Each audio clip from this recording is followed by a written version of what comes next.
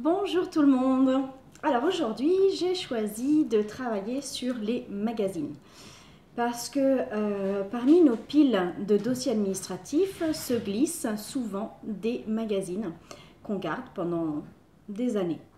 Voilà, donc je vais vous demander de faire une action vis-à-vis des magazines que vous pourriez avoir à la maison.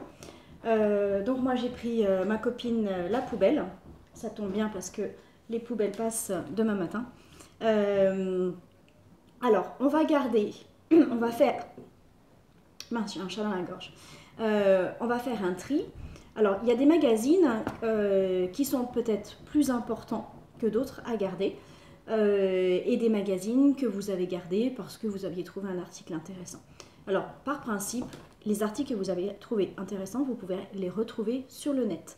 Donc, je pense que c'est une bonne raison pour mettre le magazine à la poubelle. Voilà. Alors, on y va. On va trier. Donc, vous allez récupérer tous vos magazines. Vous voyez, par exemple, le particulier mars 2018. J'en ai plus besoin. Hein. Même si les articles à l'intérieur sont très intéressants, non seulement je peux retrouver les articles sur le net, mais en plus, mars 2018, il n'y a plus aucun intérêt.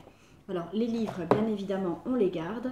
Août 2018, bien préparer sa retraite. Donc, c'était un magazine très intéressant pour moi et pour mon travail, mais ce n'est plus d'actualité. Donc voilà, je vous invite à faire le tri de votre pile de magazines. Objet-rama, bah, pouf, hein, à la poubelle. Voilà, la paire à la poubelle.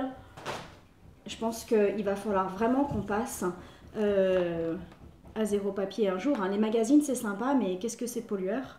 Notre temps. Ah, l'arthrose, stop à la douleur. Donc ça, je pense que une cliente m'avait passé ce magazine qui était très intéressant, mais tout ce qui est arthrose, je peux le retrouver sur le net. Il faut que je vérifie quand même parce que je pense que c'est un magazine dans lequel nous avons été cités, que Family Zen avait été cité. Donc ça, je vais quand même le consulter un petit peu plus en détail. Donc bien évidemment, je vous autorise à garder les magazines dans lesquels vous êtes parus. C'est toujours sympa. Objet-rama, on met à la poubelle.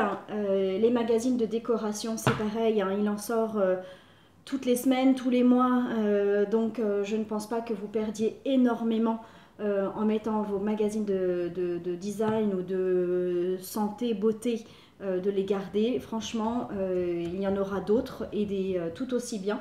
À moins que la table en particulier sur ce magazine vous intéresse, mais dans ces cas-là, bah, écoutez, déchirez le papier et puis gardez-le pour être sûr que c'est bien cette table-là que vous allez acheter. Mais ne le gardez pas 6 mois, ça ne sert à rien. D'accord ?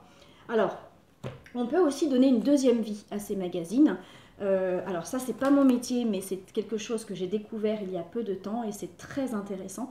Je vous parle là du Vision Board. Vision Board pour donc avoir une vision stratégique de son futur, de son avenir, que ce soit professionnel ou personnel. Moi, je vais le faire la semaine prochaine. Donc, il y a des magazines que je vais garder parce qu'en fait, le principe, c'est de visualiser à travers des images, des photos, des mises en situation, des choses qui nous correspondent.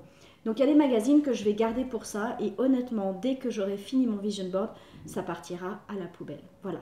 Donc je vous invite à faire le vide au niveau des magazines, de bien utiliser notre copine la poubelle et de faire le grand nettoyage parce que ça fait du bien, parce que c'est le moment idéal et parce que nous sommes en pleine action à ce niveau-là.